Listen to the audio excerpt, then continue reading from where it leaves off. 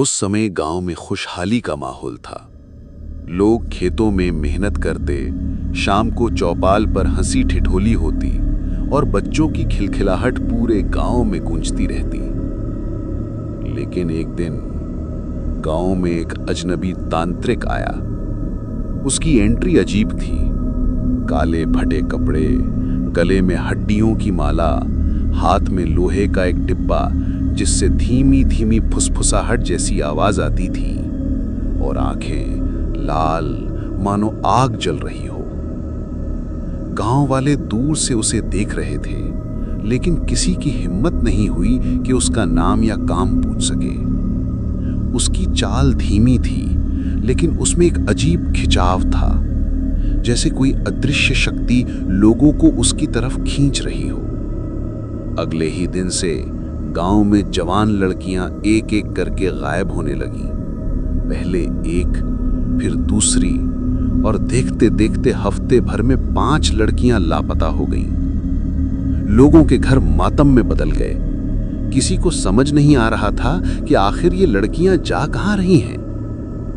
तभी निशा नाम की एक लड़की ने गांव वालों से कहा, मुझे लगता है ये सब उसी तांत्रिक का काम है। उसकी आंखों में कुछ अजीब था।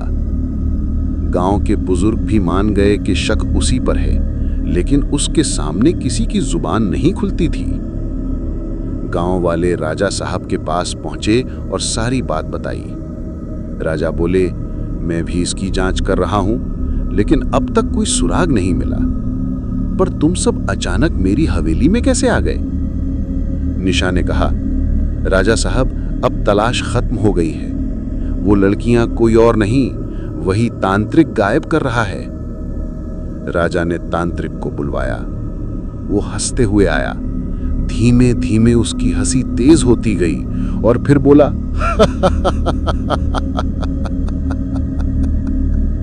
हाँ, मैंने ही उन्हें गायब किया है और अब वो जिंदा नहीं है। मैंने उन सब की बलि चढ़ा दी है।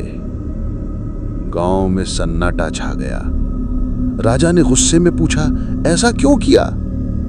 तांत्रिक बोला, मैं इस दुनिया पर राज करना चाहता हूं और सबसे शक्तिशाली बनने के लिए मुझे एक आखिरी बलि चाहिए। वो कोई और नहीं, तुम्हारी पत्नी है।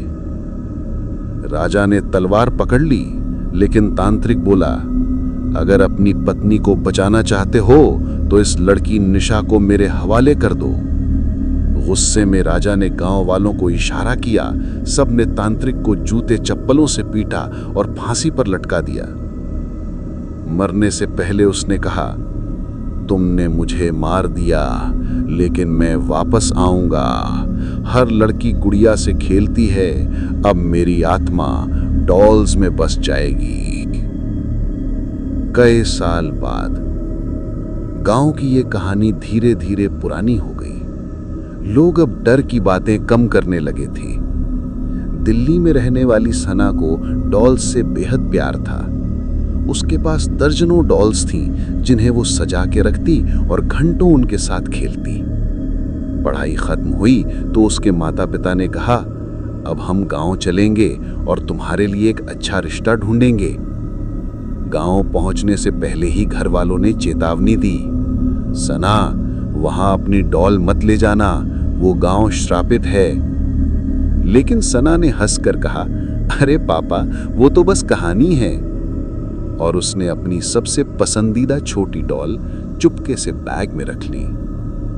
पहली ही रात गांव में अजीब घटनाएं शुरू हो गईं। कभी किसी के रोने की आवाज, कभी आंगन में बर्तन गिरने की आवाज और कभी खिड़की पर नाखून रगड़ने की।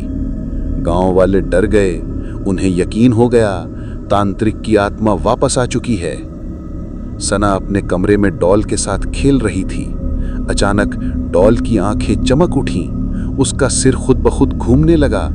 सना ने डरकर उसे नीचे रखा, लेकिन डॉल खुद खड़ी हो गई। कमरे में तांत्रिक की वही हंसी गूंजने लगी, धीमी, फिर तेज और फिर डरावनी चीख में बदल गई। सना चीखने लगी, लेकिन उसकी आवाज जैसे दीवारों में कैद हो गई। डॉल का चेहरा बदलने लगा, गाल सड़ने लगे, आंखें खून जैसी लाल और मुंह से काला धुआं निकलने लगा। डॉल ने सना को पकड़कर जिंदा जमीन में गाड़ दिया। सुबह गांव वालों ने दरवाजे पर वही डॉल पड़ी देखी। उसने हंसते हुए कहा, अब मैं वापस आ गया हूं और ये तो बस शुरुआत है।